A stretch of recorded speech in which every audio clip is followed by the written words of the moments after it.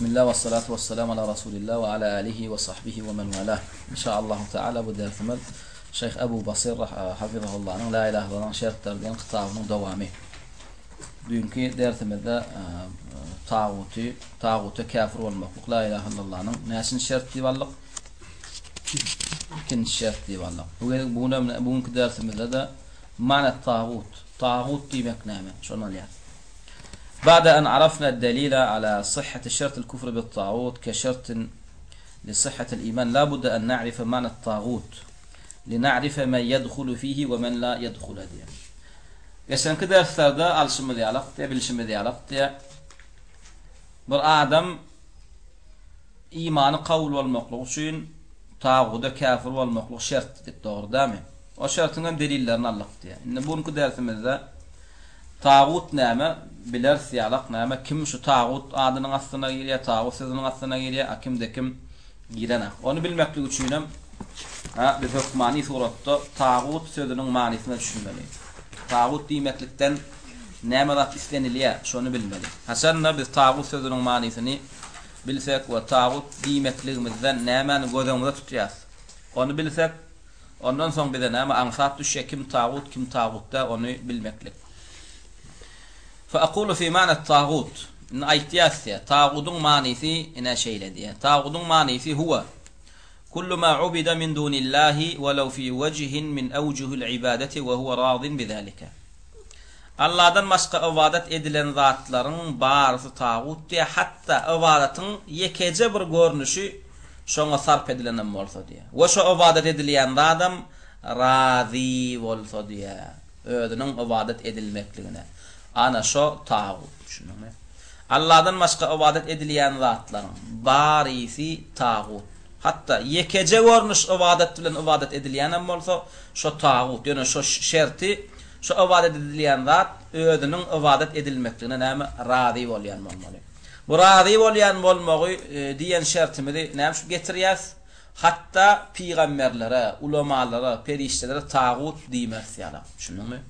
Sebäp diýsen, ýani tağutun manysyny şerti peygamberlerin hakynda tapylanak. Mesela peygamberler özleriniň ibadet edilmekliklerine razi däl. Perişteler özleriniň näme çokunulmaklaryna razi däl.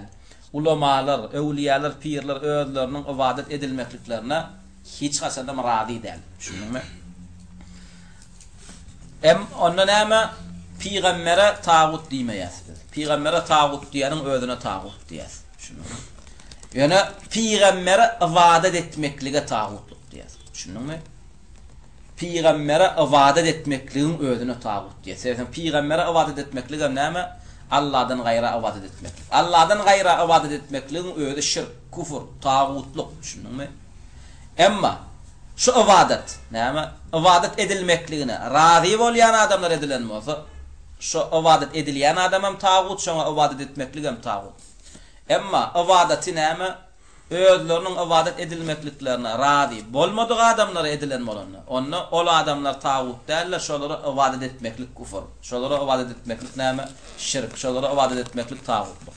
Emma peygamberler hiç hasadan razi bolmadylar we bolmaýanlar hem ibadet edilmekliklerine edil şo saatna Abdülkadir Ceylani de, İmam Azam, Şafii, Maliki ve bular başga da ulamalar hiç birem özleriniň ibadet edilmekliklerine razi däller. Biz hukmani suratda şonu bellek geçmeli. Bunu bellek geçmekligimiň hem näme hukmanlygyny hasan duýýas.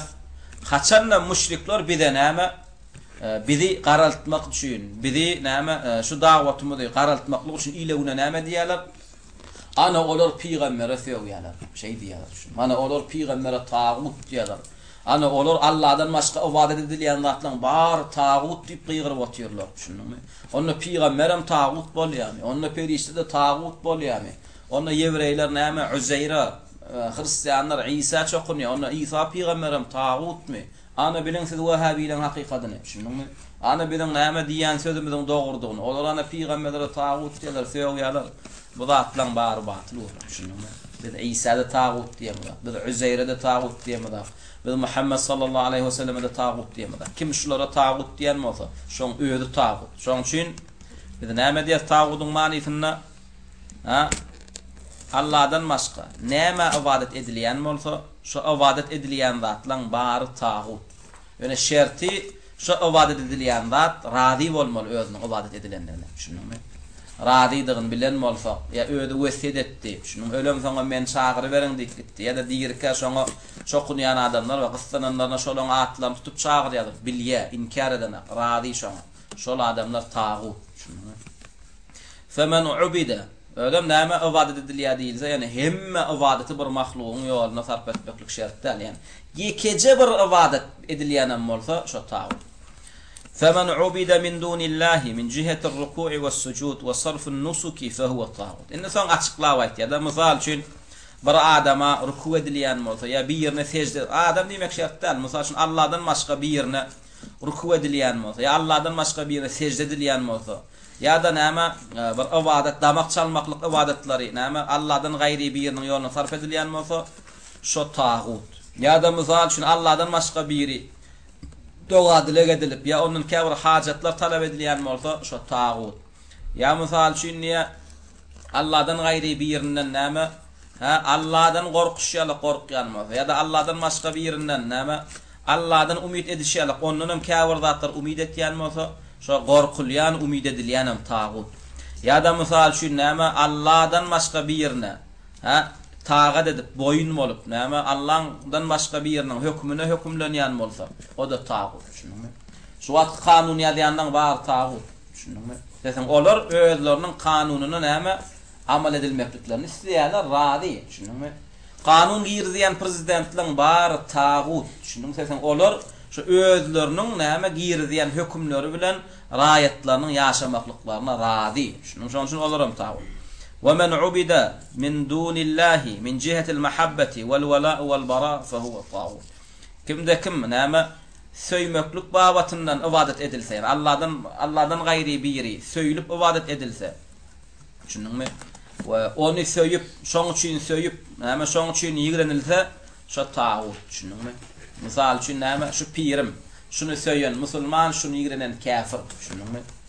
Diňe şol adamyn şo öwedi üçin söýýär. Şonu söýýän näme muslim, şonu ýigrenen näme kafir. Şu babatynda näme wala wal bara ibadatynda, söýmek ýigrenmeklik babatynda. Näme çokunulýan adamam näme tağut. Misal üçin şoň söýýän bir zady gowgorýa, şonuň gowgoran üçin. Bir zady ýigrenýä, şonuň ýigrenen üçin. Eýem şol adamam näme tağut. Emma biz söýmeli Hem Allah'ın söýen zatyny ýigrenmeli, Allah'ın ýigrenen zatyny. Emma käbir adamlar öz sopy pirlerini hem Hudaý tutunýarlar, tağut tutunýarlar. Nähile derejede ya şolaň söýen zatyny söýýärler, şolaň ýigrenen zatyny ýigrenýärler. Şolaň söýen zaty haram bolsun, ýigrenen zaty halal bolsun, oňa sereden aklar. Şu pirim ýigrennimi bolly gutordy menem şonu ýigrenäýmelli. Pirim söýdüm şonu menem söýäýmelli. O sereden ak piriniň söýen zaty halalmy, harammy, ya piriniň ýigrenýän zaty dinmi, din näme ýok. Men şu pirim bilýänmi? Şunu söýdimi, bolly gutordy maňa zakon men söýäýmelli. Hatta Allah Taala ýigrenýänem bolsam diýe. Şu ýigrenýän o men gyzyklanlaran atdy. Şu pirim söýdimi, men söýmeli, ýigrenmeli. Şu zat näme şu görnüşdäki ibadet edilýän zatlar näme bari tağut. Ve kullu mahbubun li zatihi min dunillahi Taala fa huwa tağut. Şunun we Allah'dan başga diňe şu zat bolan üçin söýdimi? Şo da tağut. Şunun bir adam bir ýerine söýýär. Ýene şu bolan üçin söýýärni. Şunun o musulman bolan üçin ya tağady bolan üçin o däl. Şunun planymy men şonu söýýärni. Käfirim bolsa men şonu söýýärni. Şunu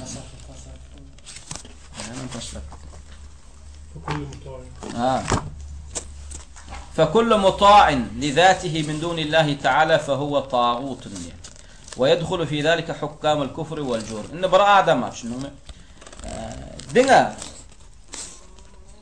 hiç zatına bir adama itaat etmeklik Allah'dan gaýry bir ýerine itaat etmeklik näme nahilek manydy. فكل مطاع لذاته من دون الله تعالى فهو طاغوت. Yani käbir adamlar näme käbir adamlara itaat etýärler. Şolara da näme itaat edilmeklige hiç delil ýok, buyruk ýok, şunmy? Yani onna da näme Allah itaat etmän, şoňa itaat etýär. Näme üçin? Qaqam boldy, qaqam diýip boldy gutordy. Qaqam men şonu edäýmelli. Prezidentmi boldy men şoňa boyun bolaýmally. O şoň buýrýanat haram, Şunu şu qaqan diýändan etmek bolany. Şu günä sen buyurup dur diýseňem ýok. Şu men qaqam diýe. Qaqam diňe qaqasy bolan üçin. Ya diňe prezidenti bolan üçin. Näme boyun bolýar. Diýenini etýär. Näme ýam şoňalyk derejede boyun bolýanlar näme bolýar? Tagut bolýar. Sebäp diýsen her bir adam näme qaqasyna boyun bolany da seretmeli. Şu qaqasynyň buyurýan zady Allah'ın buyurýan zady bolsa. O prezidentiniň diýenini etmeli. Haçanla şu prezidentiň diýän zady Allah'ın diýän zady bolsa. Emma bir näme meni o tarapy gyzyklanlaran akdy. Şu men prezidentimmi bollu gutordu diýip düşündüm. Şu prezident bolan üçin men şu bar diýänler etjek we näme etmeli etjek geldi. Onun aňyrda näme Allah'ın dinine gawat gelýärmi, gawat gelene. Allah'ın buyrugyna gawat gelýärmi, gawat gelene. O zat muny gyzyklanlaran düşündüm. Eýem şu derejede näme itaat edilýänem näme كطاغوت ولا ويدخل في ذلك حكام الكفر والجور. Edil näme ýanky Allah'dan başga itaat edilýänden hatarna kimler ýerýär? Kafir we zalim näme patçalar ýerýär. We näme hakyň garşysyna näme çykýan gönümel diniň garşysyna fetwa berýän näme molla mufti Ibadat Khan näme patçaň başlyklary şolaram ýerýär. والمطيع لهم لذواتهم عابد للطاغوت من دون الله علم بذلك أم لم يعلم. ونام yanqıyalyk derecede Allah'dan gayra itaat etýänlerim diye şolary öz näme şolan guly diye düşünýär. Bilsin bilmesin. Yanqı suratda enen ataňa ya yanqı suratda bir molla mufta ya yanqı suratda bir başlyga prezidenta itaat etmeklik şoňa gulçuluk etmeklik diye. Sen ondan şonu ödüňe gulsa ödüň şoňa gulsay ya oğul say ya raýat say o meseleni näme ütgödüňok. Sebäp diýsen sen näme hiç mutlak ibadet etmeli näme Allah ibadet etmen, Allah itaat etmen näme ýöne bir wezipe ya ýöne bir ady götüren näme ýöne bir wezipeň eýesi bolanlygy sebäpli ya da ýöne bir ady götürenligi sebäpli sen şol adama itaat etýän düşündüm. Yani kafir diýär men qaqama diýär düşündüm. Ýok. O kafir adam düşünjesini bir adam qaqa adyny götürdümi? Yani şu sen qaqaň diýilmi? Şoň buyrugy, şoň eden diýen zady näme? Dinden Allah'dan ýokarda bolmaly düşünýär. Düşündiňmi? Qaqam namaz okuma diýdimi? Bollu men itaat etmeli. Näme bolan üçin? Şu qaqa bolan üçin. Düşündiňmi? Bollu gutordu. Şu qaqammy bollu. Şuň diýen zadyny men etmeli. Nan qaqasy näme namaz okuma diýär, namaz okana. Eýem qaqaň saňa tagut, senem şoň guly bolýan, dinden çykýan, düşündiňmi? Käbir adam näme prezidentini söýýär. Öte geçýär prezidentini. Şu prezident bir zat diýdimi bollu gutordy. Prezidenti mysal üçin araq içiberin diýdim, bollu araq içýär. Näme bollu prezident diýdi, men gutordy şoňa tabin diýär, düşündiňmi? Yani bu eýam näme prezidentlik derejäni ýa-da näme qaqasynyň näme derejesini diniň Allah'ın peýgamberiň derejesiniň ýokarda gördugi bolýar şunu. Emma dillemen Allah'dan hem ýokarda görem, o Allah'dan hem ýokarda görýän, diniň hem ýokarda görem, onu diýmekle gerek gel. Şu amal etmekligiň öýde bize näme iterýär? Sen şu qaqany ýa dini näme partiýany ýa prezidentini Allah'dan hem peýgamberden hem näme ýokarda gördigiň diýär. Şu amalyň şonu aýtýar. Buňalyk adam hayatda kän, biziň öýdümizde kän gördik şunu. Ecem etme diye men näme deýin. Şuna ma sen okumaly bolýan ecem aglap dur diýär. Okusaň razy däýärlerini, eniň ataň razy etmelidir. Şu şeýde men näme namaz okuman bolup ýör. Namaz okumadyk bolup ýör. Nämemiş eceme diýen etmelem diýär. Eceme diýär. O eje diýär şunu. Näme enesi näme käbesimiş, atasam näme kıblasymış. Şuňalyk derejede näme boyun bolmayan zatlar näme tagut we ýanqıyalyk zatlarda boyun bolýanlar Allah'dan başga zatlar näme gul hasaplanýar. Ve kullu mahbubun li zatihi min dunillahi ta'ala fa huwa tagut wal mahbub li zatihi huwa alladhi yu'qad al wara'u wal bara'u wala'u wal bara'u fihi wa li zatihi wa laysa fillahi wa li zatihi بغض النظر عن موافقته أو متابعته للحق أو الباطل. وإدل شون غالغم دي نعم hiç sebepsiz şeyle söyleyen şunu mu? Yani näme Allah'dan başka kâfir adamlar kâfir adamları söýýärler. Näme üçin söýýärler?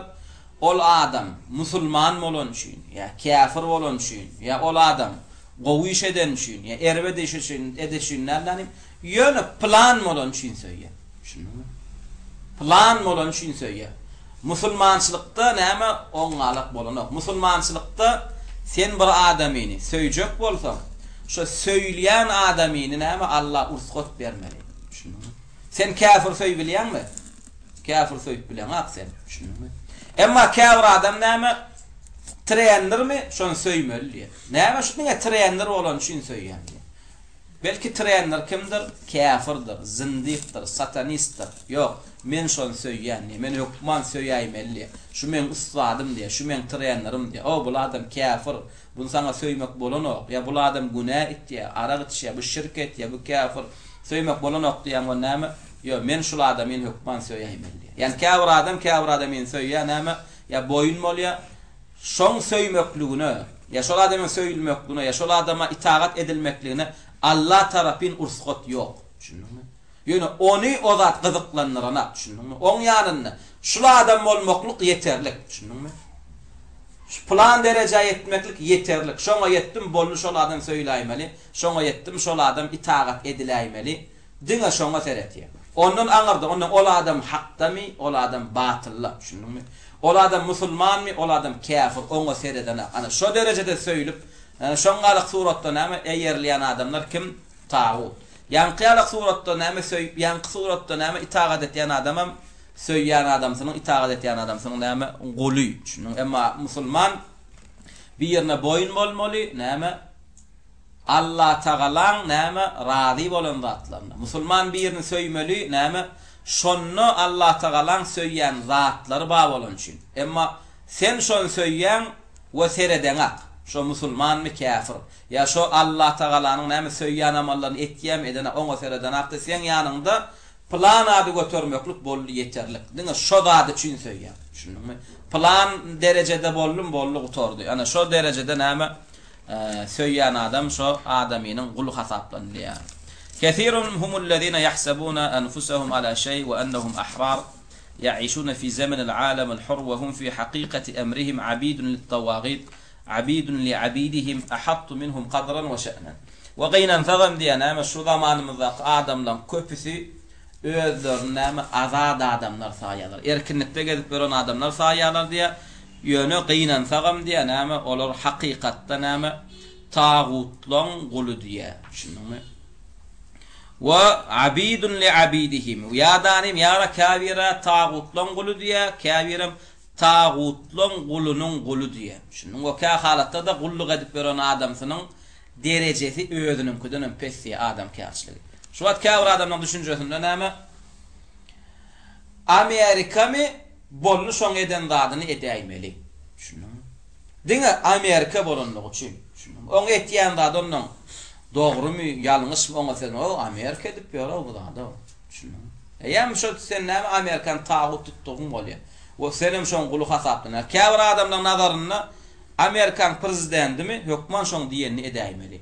Orsun prezidentimi hökman näme edäýmeli. Oň düşünjesinde ýani Amerikan prezidenti gowy adam bolsa, diýen zady gowy bolsa onda men kimem bolsa etjek. Buňa sereden akdanym kavir adam nazaryna näme? Amerika prezident bolmaklygyň özü eýem şoňa hak hukuk berýär. Bar diýen zady etilmekligi we bar istemeýän zady edilmesizligi. Ya Amerikan prezidenti bolmaklyk eýem şoň söýülmekligi. Ondan şu Amerikan prezidenti bolýan musulman bolsun, kafir bolsun oňa seredene. Oň buyurýan da halal bolsun, haram bolsun oňa seredene. Hem şu derejede söýülip itaat edilmeklik näme? Tağutlyk. Diňe ýanqyalyk maksatlar üçin itaat edip söýýänem kim bolýar? Şoň guly bolýar. Şunuňyzda magna diýiljek bolýan zady. Şu kavir adamlaryň nazaryna näme? Görülmesi kim bolmaly? Diňe Ýewropa bolmaly. Seret ya saçyny arajak bolsa, Ýewropaýlar näil dara ya saçyny. Şunuňmy? Ya mysal şu näme Ýewropaň futbolistlary näil kowuşgaýa. Ya mysal şu Ýewropaýlar naharyny näil ýe. Diňe şoňa seret ya. Onuň olaň etýän zady dinimize laýykmy? Laýykdy. Oňa sereden oň nazaryna şu Ýewropa degişlimi bolny şu söýläýmeli. Ýewropaýlar etýän zadymy şu hukman näme? Sivilizasiya, medeniyet, ösönlük saýly. Emma Avrupan sistemasına girenakmi şo yanlış sayılmalı. Şu hatta Kur'an'na olsadı. Avrupalarda oğrun eli kesilenakmi şo cenayet bolmalı. Hatta şu okuyan Kur'an'ını el kesmeklik baram olsa. Avrupalar, mücahitler, terör sayami şon terör saymalı. Hakikatte İslam'da şol adamlar mücahide olsa. Şu derecede bir adamini eğermek, şu derecede näme bir zady söýmeklük näme kufur. Şununmy? Şu derecede bir zady eğermeklik näme şu zady söýmeklük hem sen şoň gulu saýylýan, sen erkin adam däl. Düşündiňizmi oğlum? Tayyip devam edeceğiz. قال ابن تيمية رحمه الله في الفتاوى ابن تيمية رحمه الله فتاوى قطاعنا 28. cüldünün 200. sayfasında şöyle diyor. فالمعبود من دون الله إذا لم يكن كارها لذلك طاغوت ولذلك سمى النبي صلى الله عليه وسلم الأصنام طواغيت. Näme İbn Teymiyye rahimehullah näme diye. Allah'dan başka ibadet edilen zatlar özlerinin ibadet edilmekliklerini halama yigrenmeyen morsalar. Şolar tağut diye düşünüyorum. Bir yere ibadet ediliyor ve ödem näme nemedenak karşılık gorkodanak özünün ibadet edilmekliğine şu tağut bolýar. Fel ma'budu min dunillahi iza lem yekun karihan lidalika näme tağutun diye. Allah'dan başka istenlik bir zat ibadet edilen bolsa diýen. Allah'dan başka istenlik bir zat ibadet edilen bolsa şu ibadet edilen adam özünün ibadet edilmekligini halam nemetmeyen bolsa, karşı bolmayan bolsa şu tağut bolýar diýär. Şoň şu Peygamberimiz sallallahu aleyhi ve sellem näme butlara da näme bir gelen sahih hadisde näme tağut diýip atlanırdy. Butlaram. Olam näme we yetba'u men ya'budu at-tawaghitu ha tawagita at-tawaghitu diýär. Ve yetba'u men ya'budu at-tawagita at-tawaghitu diýär. Ve näme tağutlara ibadet etýänler ýerine düşýänler kimdir diýär? Tağutlardır diye. Vel muta'u fi ma'siyetillah vel muta'u fi ittiba' غير الهدي ودين الحق سواء كان مقبولا خبره المخالف لكتاب الله أو مطاعا أمره المخالف لأمر الله وطاغوت. إن كمده itaat etse diye birine Allah Teala günah eden zadını. Ya da näme birine boyun molya, şu boyun molyan adam hakiki dinin näme şeriatın hükümlerine yol yürüyüşüne karşı gelýär diye. Ya birinin habarını kabul etse diye biri. Şonun berýän kabul eden habarım Kur'an'a hadise näme karşı gelýän bolsa diye. Ya birinin emrine boyun bolsa diye. Şo buyurýan da adam Allah Taala'nın buyruğuna karşı gelýän bolsa. Eýem ýanky zatlarda näme boyun bolmakluk näme tağutluk diye. Düşündiňmi? Ýanky zatlarda boyun bolmakluk näme tağutluk. Yani bir adam näme aragy halal etýär, senem boyun bolýan. Şoň halallyň hökmüni kabul etýän. Eýem halallygynem tağut, senem tağut bolýan. Düşündiňmi? Ya da biriniň buyruğuna boyun bolýan. Ödem şoň etýän buyruğum Kur'ana da ters, hadise de ters. Bilip görmem näme şoň kabul etýän. Eýem senem buyurýanym tağut. Ya biriniň habaryny kabul etýän. Şo habar Kur'ana da ters, hadise de ters. Eýem şo habar berýänem kabul etýänem näme tağut bolýar. وسمى الله فرعون وعادا طغاة ولهذا سمي من تحوكم إليه ممن حاكم بغير كتاب الله طاغوت. Şoň şuýam näme Allah'ın kitabından başga höküm edilen zatlara da Allah Teala näme tağut diýip atlanyrdy. Ve Firavuna da ve Ad kowmuna da näme tağutlar diýip atlanyrdy. Säsen Firavun ve Ad kowmu näme öz hükümlerle yönetirdiler adamları ve özlerine näme diýdirýärdiler? Hudaý diýdirdiler. Yani Şeyh Sebeb ibn Teymiyye rahimehullah taala düşündükmü? Yani näme gaýdetdi, näme wasf goýdy tağut bolmaklygy üçin özüniň ibadet edilýänligine näme garşy bolmalylar. Düşündiňmi? Özüniň ibadet edilmekligine näme islese, rady bolsa şol adam tağut. İbnü'l Qayyim rahimehullah näme diýip açyklaýar tağudy? At-tağutu kullu ma tajawaza bihi'l 'abdu haddahu min ma'budin aw matbu'in aw muta'in fa kullu fa tağut diye. فَطَاغُوتُ كُلُّ قَوْمٍ يَتَحَاكَمُونَ إِلَيْهِ غَيْرَ اللّٰهِ وَرَسُولِهِ أو يعبدونه من دون الله أو يتبعونه على غير بصيرة من الله أو يطيعونه فيما لا يعلمون أنه طاعة لله فهذه طواغيت العالم إذا تأملتها وتأملت أحوال الناس معها رأيت أكثرهم عدلوا من عبادة الله إلى عبادة الطاغوت وعلى التحاكم إلى الله وإلى الرسول إلى التحاكم إلى الطاغوت وعن طاعته ومتابعة رسوله إلى طاعة الطاغوت ومتابعته. İbnül Kayyim tağut näme diýlenne şeýdip açıklaýar. Bir adam diýen, ibadet etmeli zatından çıkıp ibadet etmeli däl zatlara geçse diýen. Yani ibadet etmeli zat meselesinde bizde çäk goýulun. Yani bizim ibadet etmeli zatymyz kim?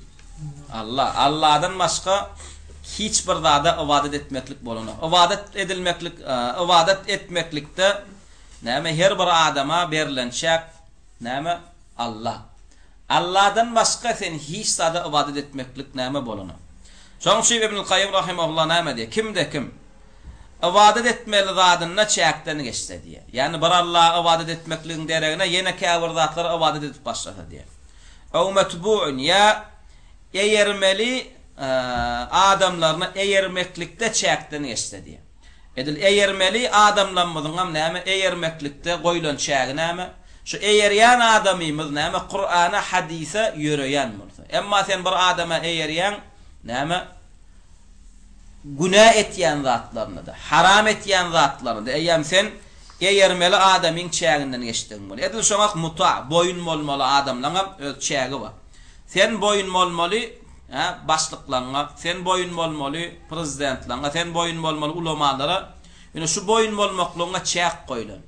Haçanna şolaň saňa näme buýurýan zady Allah we Rasulunyň buýurýan zady bolsa.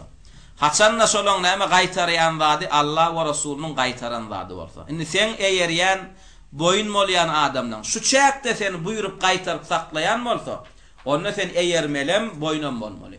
Emma haçanna sen eýermeli, itaat etmeli adamdan çäkden çykyp Allah'ın buýurýan zatlaryndan gaýtaryp başlatalar. Ya Allah'ın haram eden zatlardan buýurup başlatalar. Bolly eýän bular näme? İtaat edilenak. Eýän bular näme? Bulara boyun bolnana. Ýöne şonno da sen ýankylara boyun bolubersen ýanky zatlarda sen eýän näme etýän? Tagut tutduğun bolýan şolary. Düşündiňmi? Sen eýän şolary tagut tutduğun bolýar. Eýän sen Allah ibadet etýännäm, eýän sen prezidentiňe ýa-da näme ýankyýalyk Allah'ın emriniň tersine ýa Allah'ın gaýtaran zadynyň tersine buýurýan adamlara ibadet etdiň bolýar. Düşündiňmi? Şoňşyp musulmanyň näme ýekeje ibadet etmeli zady bar. Näsen şu çäkden çykmak bolanok. Musulmanda näçe ibadet edýän ilah bolmaly? Bar. Onun galyny batyl. Emma sen şu çäkden çykyp, tejawaz bihil abdu haddahu de. Şu çäkden çykyp, bir çöpe çöre çokunup başlatan. Allah'ın gaplarına ene öwliýadyr, pirdi, bu zatlar çağırıp başlatan. Eýem sen kafir bolýan we Allah'dan başga ýanky çokunýan zadyňam özüniň ibadet edilmegine razy bolsa, eýem o da tagut bolýar. Indi edil şoňa matbu näme eýerleýänler kim? Görele tutulýanlar, ulamalar, ibadatxona adamlar. Mutahkim boyun bolnayanlar, mesela emirler, hakimler, prezidentler. Indi şularam görele tutmaklykda, şulara eýerip, şulara boyun bolmaklykda da çäk bar. Oň çägi näme? Şular boyun bolmaly, şularyň diýeni edilmeli. Haçanna şolaň buýurýan zady Allah we Rasulunyň buýuran zady bolsa. Şulaň etmediýän zadyny etmeliler. Haçanna şolaň etmediýän zady Allah we Rasulunyň etmediýän zady bolsa. Emma bir näme eýerilýän ya da bir boyun bolnayan bir prezident ya hakim ya emir ya alim öz çäginden çykyp buňam çägi näme diňe Allah'ın buýuran zadyny buýurup bilýär we Allah'ın gaýtaran zadyny gaýtaryp bilýär. Indi bir prezident ya bir emir bir hakim ya bir baş ya bir alim ahun çäginden çykyp Allah'ın buýurmadyk zatlaryny buýurup başlatar. We çäginden çykyp Allah'ın näme qadagan etmedik zatlaryny qadagan edip başlasa. Eýem kim bolýar? Bu tagut bolýar. Düşündiňmi? Şu zatlar bilenden soňam sen şoňa eýersen, eýem senem näme? Tagudy eýerýän, taguda näme? Boyun bolýan, gul bolýan. Şu tağut näme diýilende näme? Yarhamkallah. Ha, adamlar tarapyndan näme? Çäginden çykarlan zat bolýar. Düşündingmi? Adamlar tarapyndan çäginden çykarlan zat. Bir adam näme? Kullu ma tajawaza bihi'l abdu haddahu min ma'budin aw matbu'un aw muta'. İstenlik bir adam, istenlik bir kul näme? Ibadet etmeklik meselesinde bir yerin şäkden çykarsa, ya da näme? Yani ibadet etmeler da ibadet edip başlasa, ya eýermeler adama eýerip başlasa, ya boyun molmoller yerde boyun molmoller adama boyun mol başlasa näme eýem şo tağut bolýar. Fe tağutu kullu kavm men yetahakamuna ileyhi gayrullahi ve rasulih. Her kavmun näme özüne göre tağutu bolýar diýär. Käbir kavmun tağutu näme höküm meselesinde diýär. Düşündingmi? Allah ve Rasulunun näme hökmü bilen nädlanym başga hökm bilen hökümlenseler diýär. Eýem bu kavmun tağutu näme höküm tağut bolýar diýär. Ew ya'budunahu min dunillah. Käbir kavmun tağutu ibadet meselesinde. Yani Allah ibadet etmekliğin deregine näme başga bir zada ibadet etýärler. Ew yetba'unahu ala gayri basiratin min Allah. Ya da näme käbir adama eýer ýalar näme delilsiz Allah'dan näme ilmini bilmesizden, yani bir alima boyun molýarlar, bir aliming diýen etýärler. Derňemen, düşündingmi? Aslında her bir adam derňelmeli, düşündingmi? Mesela bir prezidentin näme her bir diýen wady edilmeýär, düşündingmi? Sen derňemeli, şuň diýen wady diýinmi? Ya bir prezident sana planat etme diýe, sen sorama, şuň etme diýen wadyny, men etmesem günahkarçylyk barmy ýa ýok, seretmeli. Ya da plan alim etýän bolsa, menem edibereýin diýip ýönüp plan alymyň edenligi sebäp bil saňa näme etmeklik bolanok. Edil şoňal aw yuti'unahu fima la ya'lamun annahu ta'atun lillah. Ya da boyun molýarlar diýe käbir adamlara näme şonuň buýurýan zatlar Allah'ın buýurandadymy ya da şeytanyň buýurandadymy. Oňa seretmesizden. Düşündingmi? Şoň yeketek näme buýruk tutulup gaýtarandady gaýtarlayan Allah bilen Rasuli. Düşündingmi? Allah ve Rasulunun buyruk geldimi derňemek bolanok. Ve Allah ve Rasulunun bir zat gaýtarlymy derňemek bolanok. Gönü näme gaýtmaly. Emma Allah ve Rasulunun aşakdak adamlar kim bir zaty etdidi, ya kimde kim bir zatdan gaýtdydy, sen hökman näme bilmeli, soramaly, anagyna şäňini etmeli. Şuň buýurýandady, diniň buýurýandadymy? Şuň gaýtarýandady, diniň gaýtarýandadymy? Hasan da şol adamdan buýurýan gaýtarýan zatlar dine gabat gelse, onu etýän, emma delili yok. Dine degişli zady yok. Gaýtam näme diniň tersine buýurup diniň tersine gaýtaryp otur, onu boyun bolmak bolmaýar. Şoň şu izinden näme diýär? Fe hadihi tawagitul alam. Yani umumi yerin ýüzüniň tağutlaryna şu zatda. Ya ibadet edilýän adamlar ya diniň tersine eýerilip diniň tersine boyun bolmaýanlar diýär. Bütün dünýä tağutlaryny näme pikirlensen şu üçden çykanak diýär. Ya ibadet edilýärler, ya eýerlýärler, ya da näme boyun molunýarlar diýär. Diniň tersine. İza ta'ammaltaha ve ta'ammalta ahwalan nas ma'aha. Nişwat näme älam jahan pikirlenip tağutlara seredip adamdan hal ahwallaryna oýlanyp pikirlenip seredip görseň diýär. Allah ibadet etmeklikden näme çykdylar diýär. Ra'aytu aktharuhum adalu an ibadatillahi ila ibadati tağut. Adamdan köpüsi diýär näme Allah ibadet etmekliğin deregine tağuda ibadet etýärler. Ya da Allah ve Rasulunun hökmünden hökümlenmekliğin deregine tağudun hökmünden hökümlenýärler. Ya da Allah ve Rasuluna boyun bolmaklygyň deregine tağuda tagat edip şolara boyun bolýarlar diýär. Şoň şu tağut üç bolmuş. Ya näme ibadet edilýän tağut, ya näme eýerlýän tağut, ya da näme boyun bolunýan tağut.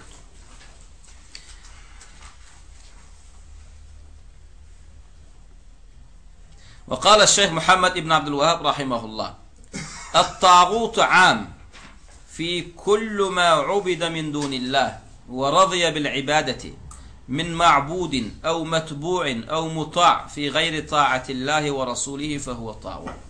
محمد ابن عبد الوهاب رحمه الله diye. Tağut bir umumi söz diye. Bun aslına girýän görnüşleri var diye. Soňra görnüşlerini agzaýar. Düşündingmi? Tağut diýilse diýädiňe bir zat gözüme tutulýandyr öýtmeli. Tağut bir umumi köp zatlar içine alýan giň manily söz diýär. Bunun içine girýän zatlaryň biri näme diýär? Allah'dan başga ibadet edilen zatlar. Düşündingmi? özlerinin näme ibadet edilmekliklerine razı bolan bolsalar diye. Şolar tağut diye. Ya da dinin tersine, Allah ve Resulünün tersine boyun bolunup ya da näme eýerlen zatlar tağut diye düşünün. Dinin tersine näme hökümet bilen etýän kararlaryna boyun bolmakluk. Ya dinin tersine näme ulama ahunlar tarapyndan berilen fetwalara boyun bolmakluk näme haram. Bilip görübem dinin tersine höküm etýänler, bilip görübem, haky bilibem dinin tersine fetwa berýänler tağut. Düşünürmü? Son. Yani bu zatlara umumi yankı gurulayan zatlarda. Edil şular näme gıyık kaldı vay takan hali. Yaşlara durayalım mı? Yaşlara durayalım. İndikiler giymiş şeyini anar. Yankı aydılayan zatları düşünüyoruz mu olanlar?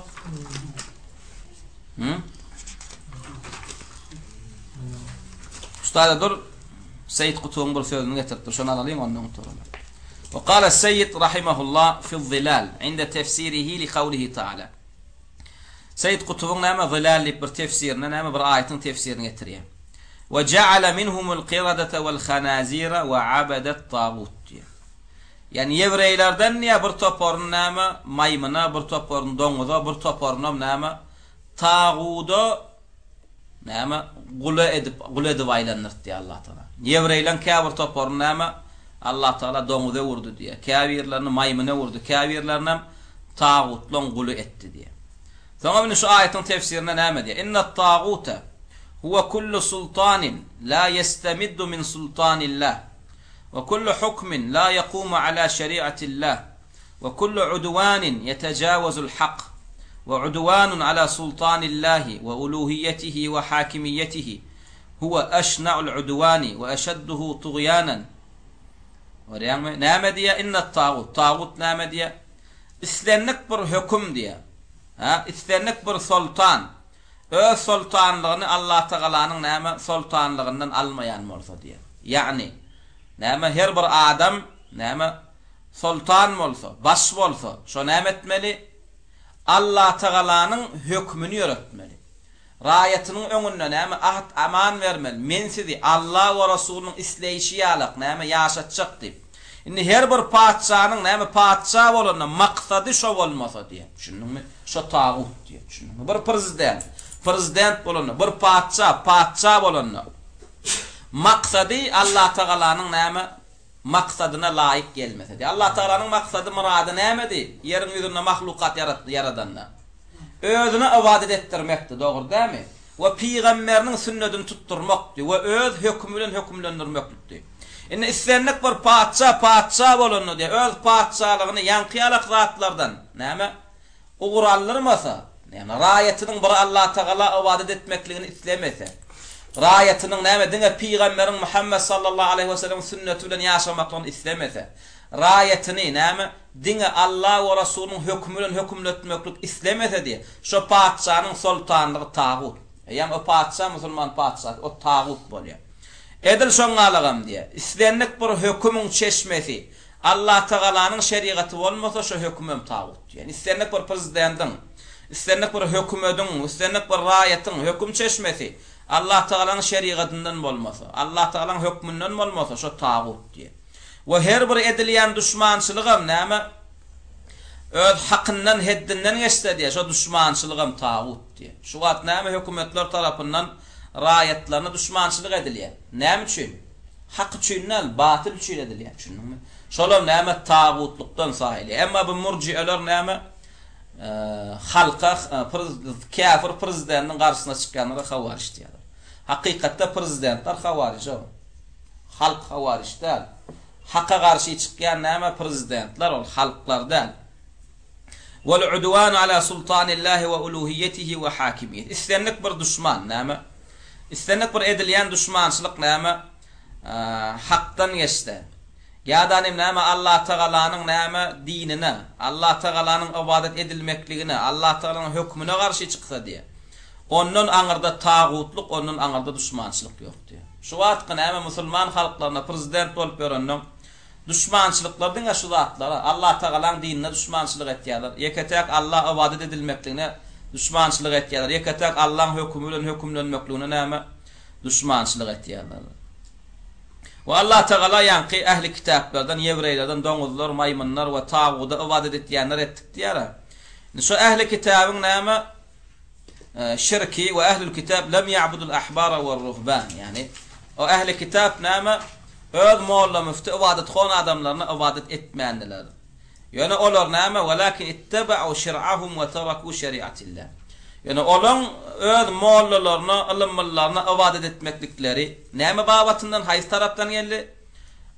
Olan näme? Allah Teala'nın hökmüni taşlap, olan hökümlerini eýerdiler diye. Kur'an hadisin halal haramına eýermän, öz molla müftilerinin halal haramlaryna eýerdiler diye. Şeýtmeklik näme? Tagutluk. Şeýtmeklik hem dinden çykmaklyk. Şolong näme eden zatynam Allah Taala näme? Şirk saýdy we olara müşrik saýdy. Fesemmahumullahu ibadan lahum ve semmahum müşrikin. Görýän ýanky halal haram meselesinde Allah Taala'nın dinin halal haramına seretmen, molla müftülüň halal haramına seretsen we olara eýersen sen müşrik bolýan we sen olan guly saýan. Edil şu wagtky näme? Raýatlan köpsem näme? Prezident tarapyndan bir karar çyksyn ya molla müftüler tarapyndan bir fetwa çyksyn. Düşündiňmi? Allah Taala'nın halal haramına sereden aklar. Düşündiňmi? Diňe şolan buyruk gaýtaryglaryny etýärler. Prezident namaza kılma dedim, namaza kanaklar. Müfti bir şirket etmeklige fetva verdimi, onu şon fetvasını alıp şirket etýärler. Şol adamlar näme? Müşrik bolýar. Dinden çykýar. Sonra başana nasihat etýär. Fahdar ya Abdullah an takuna min abadati tagut ve min ansarihi ve jundihi diye. Ey Allah, ey Allah'ın kulu diye. Düşünme. Taguda kul bolmaklykdan we ona ýardamçy bolup ona goşun bolmaklykdan äga bolýar. Şunu we ente tedri ew la tedri. Bilip bilmesizlikden ýanky hala näme düşmejek bolýar. Birden näme bir musulman bir taguda kul bolsa ya ona ýardamçy bolup ona goşun bolsa onun näme amali puç bolýar we dünýä ahiretde de näme ol helak bolýar, utulýar. Gysgaça jemlap aýdamynda da oglanlar tagut näme Allah'dan başga ibadet edilýän zat. Kimde kim Allah'dan başga bir zada kimde kim näme Allah'dan başga bir zada ibadet etse şu tagut we ibadet edilýän adam tagut. Yani ibadet edilýän zatlarda bir hukmani suratda bir şert tapylmaly, olam şu özleriniň ibadet edilmekliklerine razy bolanmalydylar. Emma razy bolmadylar, onda ibadet etýänler tagut. İbadet etmek tagut. Emma peygamber tagut diýip bilmeýär hiç gaçan. Periştelere tagut diýip bolmaýar. Edil şoňaly. Haýsam bolsa bir ibadet bilen çokunulýan zatlaryň tagut. Misal şu näme ibadetin haýsam bolsa bir görnüşini Allah'ın ýolundan başga ýoluna etdiňmi? Ýam sen näme tagut bolýan, dinden çykýan, kafir bolýan. Ya da biri haýsam bolsa bir ibadeti özüniň edilmekligine çağırdım şol adamam tagut bolýar. We hökümem näme? Ibadet diýdik. Allah'ın hökmü bilen hökümlenmekligim ibadet. Istendik bir adamam näme? Özü eýýäm höküm ýazyp, höküm çykaryp şu öz tarapyndan ýazylan hökümü ya özü saýlan hökmüni adamdan gelmekligine, şu hökümlenmekligine razy bolsa, ol adamam näme? Tagut bolýar. Inniki dersimizde de inşallah näme ala sıfatul kufr bit tagut. Yani bir musulman tagutlara kafir boljak bolsa, nähil kafir bolmaly. Kafirlerin tagudy nähilek suratda inkar etse, bu tagudy inkar etdi. Bu taguda iman eden, bu taguda kafir bolan saýyl. Yani şonu açıklaýar. Sebäpsen her bir dille taguda kafir boldum diýen adam näme taguda kafir bolly saýlanak düşünmi? Nähile gedenne taguda kafir bolly saýly onam geljek sapaklardalar. Wallahu Teala a'la ve a'lam.